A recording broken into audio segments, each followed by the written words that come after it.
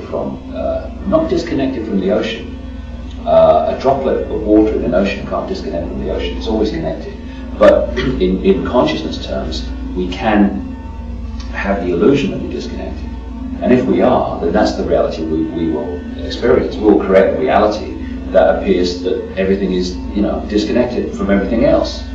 It's not that we are, it's just that we think we are, so we manifest that reality. Literally, as I was saying in my talk the other day, people talk about seeing is believing, but actually it's the other way around. Believing is seeing.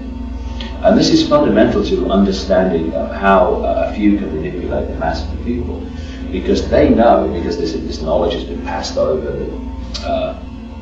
generations through the secret society network at the highest level, not the Freemasons at the bottom. This knowledge of the fact that what we believe is what we create has been passed over through the generations, and they have created a society which is designed to create mass hypnosis from cradle to grave, to pound us through education, and what we call it education, and through the media, and etc. And also, once you have indoctrinated one generation into a certain belief in reality, then they as parents will then bring up their children and bring them up in that same reality. And we have been subject to this mass hypnosis, which actually says to us, this is real, and this is possible, and that's not possible. And if we take on that belief, then that is the world that we will manifest. And what this voice did, and after I had this experience, I went back to England, and I did months of research into quantum physics and all the experimentation that's been going on to see if there was in this world scientific support for what I was told.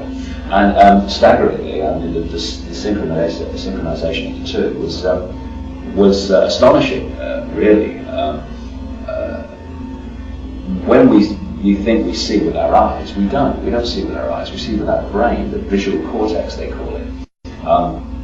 When what I'm looking at now enters my eyes, it is upside down and two-dimensional. It's only when the information passes through the brain to the visual cortex that the brain flips it, what we would call the right way up, and makes it three-dimensional. The three-dimensional world only exists in here, not out here. Now, this is not some kind of, channeled message. This is mainstream science. And what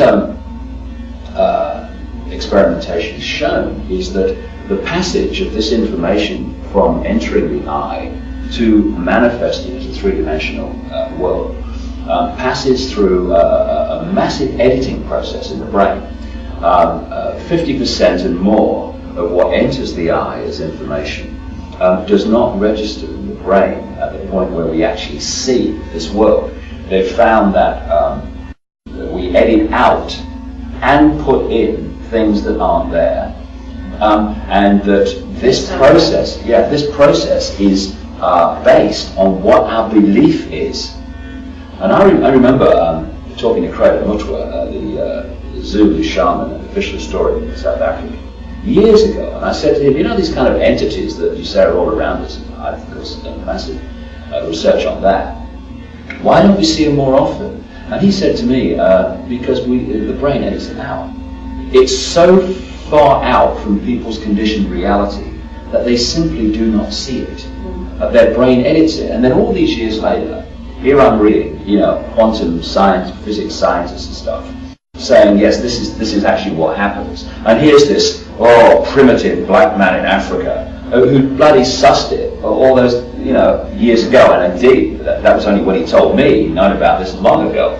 And one of the sad things is that the arrogance of mainstream science, the arrogance of those who decide this is real, has actually marginalized and ridiculed and laughed at and condemned people like Craig Mutwa, who could make such a fantastic contribution to our understanding. What's really good in terms of what's happening now is more and more real open-minded quantum physicists who go beyond the apparent physical into the deeper levels of energy are now supporting from their perspective and in their language what people like Credo Muchwaris have been saying for thousands of years. The spiritual, if you want to call it that, and the scientific are actually the same. What's happened, because everything in this matrix mind game is about division, is that science has been pulled away from spirituality when they're actually the same. So here you have a physical science that denies the spirit, and you have a polarity when actually you need to bring them together. It's the same thing in the ancient world. Astrology and astronomy were the same science. But of course, then you push them apart, you create a polarity, and that which is suiting the system, astronomy, is the physical world, it's all a machine, then disconnects itself from the astrology and the energy side of it. The whole thing has been, and of course, once you do that, you pull people in their belief system, because they think, oh, these are scientists, people know what you're talking about, into this belief in the material world being all there is. The whole matrix is about selling us a belief in the material world, because once we get pulled into that and our consciousness relates only to the material world, we are actually disconnected from other realms of ourselves, other levels of ourselves, because this becomes our only version of existence. And we've been caught in materialism. And it seems to me, from what I've learned over the years, that in this long period of eons and eons and eons going way back, the more that we have come into be obsessed and focused only on the material, the denser our vibration has become, and the more we have been pulled into this material prison. And when you look at a lot of the ancient legends, like those of the Aborigines in Australia, when they talk about dream time, these legends say that at one time, way eons ago, we were much lighter vibrational beings, and they have a legendary belief that there is a cycle coming in which we will go back to that dream time vibrational state, in which we will not be anything like as dense physically, and this world won't be as dense as it has been through this period, because this is just a vibration. So that we wouldn't be in this material? Well, be more in another realm?